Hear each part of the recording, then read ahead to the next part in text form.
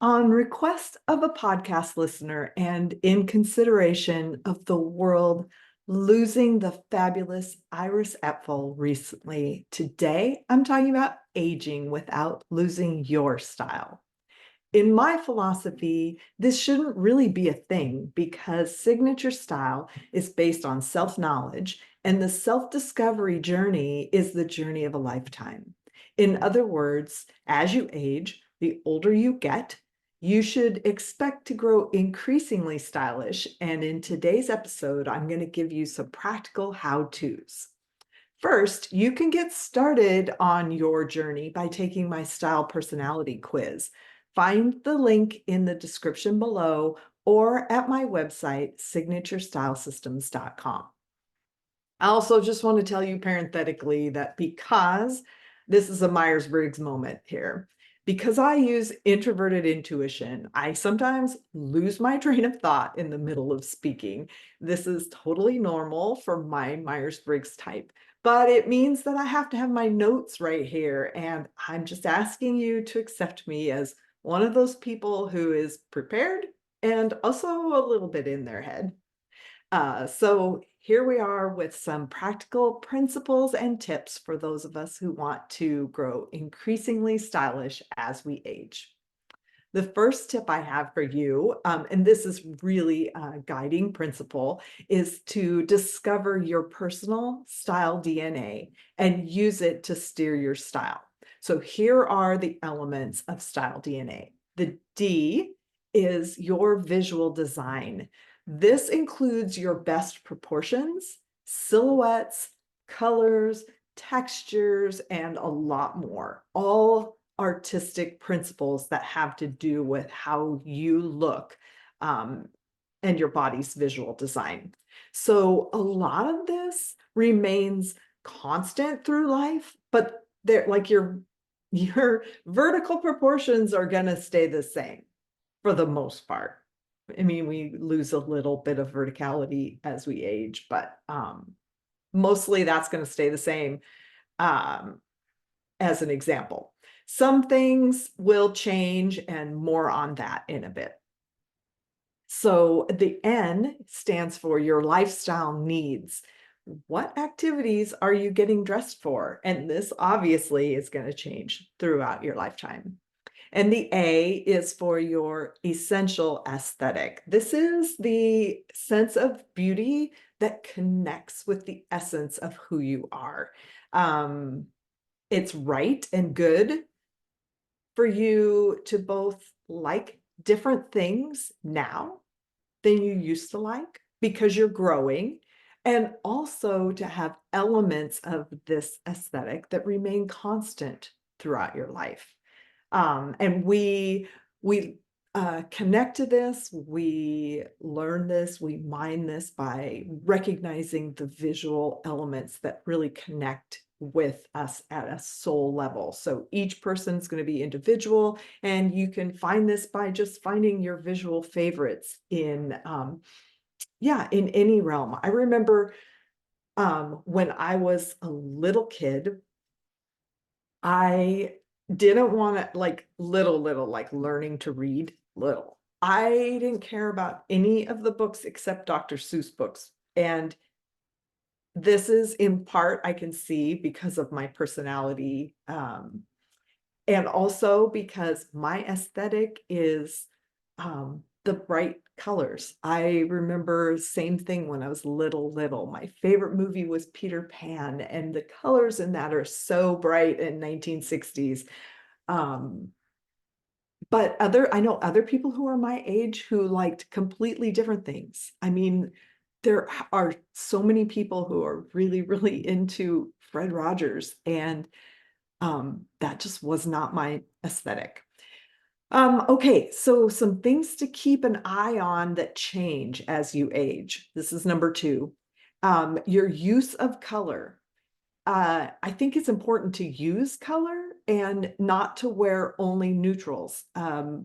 Neutrals recede, and you might end up finding yourself feeling invisible, which I get it. There are definitely days when you want to feel invisible, and there's There's nothing wrong with that. But I just think it's a great idea to find and embrace colors that complement your skin tone. And this can change some as you age, but you don't have to go granny pink. Here's some other ideas that are more sophisticated. Rich jewel tones, muted neutrals, timeless classics like navy and burgundy. Those things are all going to work if pastels aren't your jam. But pastels, a lot of times the reason that they're associated with older people is because they do tend to look good with the light colored hair. Okay, and so also, has it been a good long time since you've had your colors done? Like if there were only 4 options for a color palette when you had your colors done, it's probably time to revisit. Things have changed a lot in the world of color, and a color expert or stylist can also tell you like how to combine colors in a way that fits with the next thing we're going to, which is contrast. If you change your hair color, either by going softer, a lot of women do that, or lighter when they find their coloring softening, that makes sense. Or if you're allowing it to go natural, and it's changed from when you were coloring it, whatever you do, you need to reevaluate the level of contrast, in how the level of contrast that you put together in your outfits. So a person, as example, who has really dark skin and whose hair was once dark, but now it's completely white, they've suddenly gone from low contrast to high and can absolutely match that level of contrast in the outfit.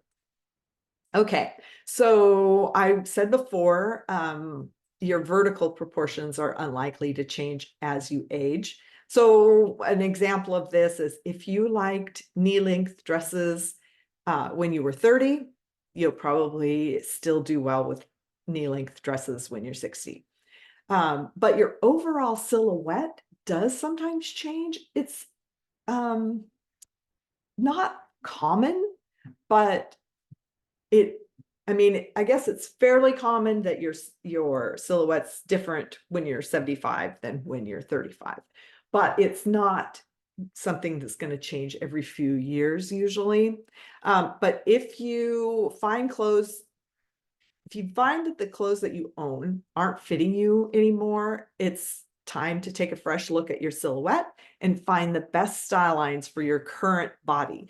This is something that I do inside my programs, which you can find more information at my website, signaturestylesystems.com. Okay, so number 3 is prioritize comfort.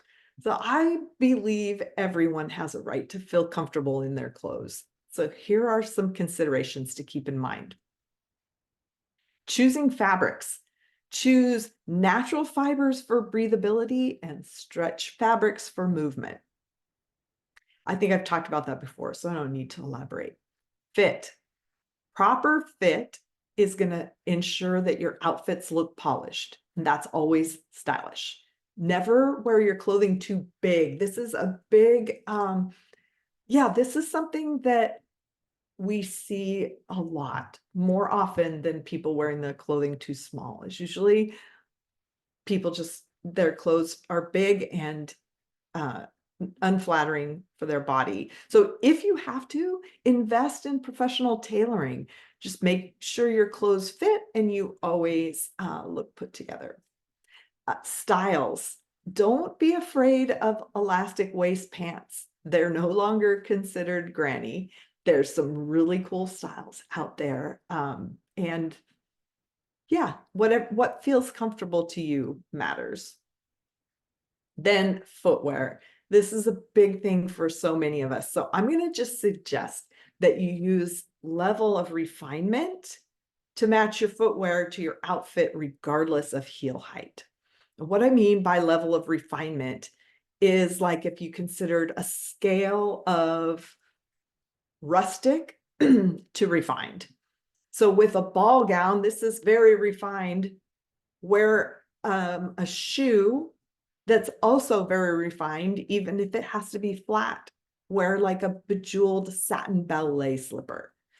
And if your choices are limited severely by foot issues, just embrace it.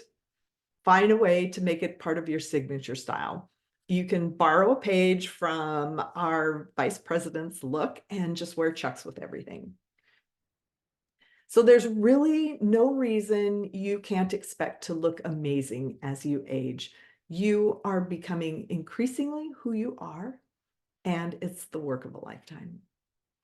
Going back to your style DNA, knowing who you are and what you love and how you can visually communicate that is key to enjoying getting dressed.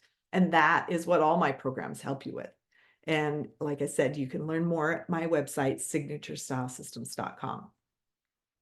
So for homework, what I want most for you is for you to be confident in who you are and to share your gifts with the world. We need you. As you think about growing older, it beats the alternative. What would you like your style to be like?